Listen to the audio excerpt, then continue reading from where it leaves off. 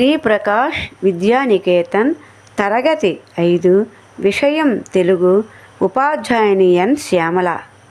నమస్తే పిల్లలు, నేనిప్పుడు 5వ తరగతికి చెందిన పాఠ్యాంశ పుస్తకంలోని 81వ పేజీలోని ఒక పేరా చదువుతాను. జాగ్రత్తగా వినండి. దీని యొక్క ఇతివృత్తం భాష, ప్రక్రియ, వచనం. అభ్యాస ఫలితం ఏమిటంటే భాషాభివృద్ధి. భాష ఏ విధంగా అభివృద్ధి చెందింది అన్న విషయం ఈ పేరాలో తెలుసుకుంటాం. మనిషి పుట్టిన చాలా కాలానికి భాష పుట్టింది. శైగల రూపంలో ఉండే భాష కాలక్రమంలో వాగ్రూపం ధరించింది. ఆ తర్వాత బొమ్మల రూపంలో, అక్షరాల రూపంలో లిపి ఏర్పడింది. లిపి ఏర్పడిన తర్వాత ప్రాచీన మానవులు రాళ్లపైన, గోడలపైన సమాచారాన్ని చెక్కేవారు. ఆ తర్వాత చాలా కాలానికి తాటాకుల మీద ఘంటంతో రాసేవారు. వాటిని తాళపత్ర గ్రంథాలు అనేవారు. పురాణాలు, ఇతిహాసాలు వాటిపైనే రాసేవారు. ఆ తర్వాత కాలంలో రాగి రేకులపై రాశారు. ఆ తర్వాత ఎన్నో అన్వేషణలు చేసి ఆ కాగితాన్ని కనుగొన్నారు.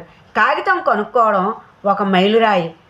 అయితే క్రీశ 1440వ సంవత్సరంలో జాన్ గూటెన్బర్గ్ అనే శాస్త్రవేత్త అచ్చు యంత్రాన్ని కనుగొనడం మరో మైలురాయి.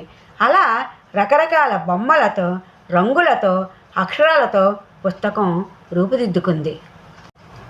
పిల్లలు, పాఠ్యభాగం విన్నారు కదా, దానిని వివరిస్తాను, జాగ్రత్తగా వినండి. మనం పుట్టిన చాలా కాలానికి భాష అంటే మాట పుట్టిందనమాట. అప్పటి వరకు మనం విషయాలని ఎలా చెప్పేవాళ్ళం అంటే శైగల రూపంలో చెప్పేవాళ్ళం. ఏ విధంగా అంటే పడుకోవడం, తినటం, త్రాగటం, రమ్మనటం, ఈ విధంగా శైగల రూపంలో మన విషయాన్ని చెప్పేవాళ్ళం. అయితే తర్వాత మాట పుట్టింది. మాట పుట్టిన కొన్నాళ్ళకి లిపి అంటే వ్రాసే విధానం తెలిసింది. అప్పుడు మన పూర్వకాలం వాళ్ళు అంటే పాతకాలం వాళ్ళు ఏం చేశారు అంటే ఆ విషయాలని గోడల మీద, రాళ్ల మీద చెక్కేవారు. అలా చెక్కి అందరికీ విషయాన్ని అందచేసేవారు అన్నమాట. పిల్లలు, ఆ తరువాత చాలా కాలానికి తాటి ఆకుల మీద గ్రంథాలు వ్రాసేవారు.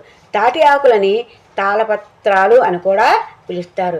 అందువల్ల వీటిని తాళపత్ర గ్రంథాలు అని కూడా అంటారు. దేంతో వ్రాసేవారో తెలుసా? ఘంటంతో.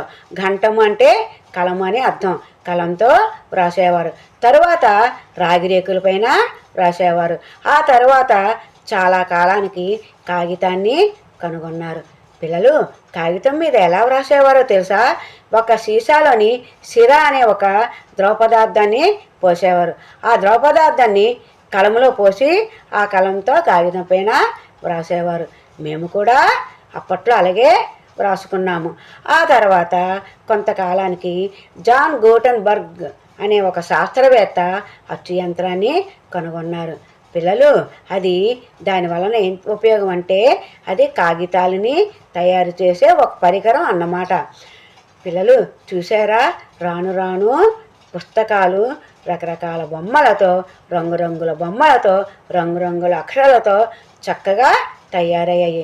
ఈ విధంగా మన భాష అభివృద్ధి చెందింది. దేశ భాషలందు తెలుగు లెస్స. ధన్యవాదాలు.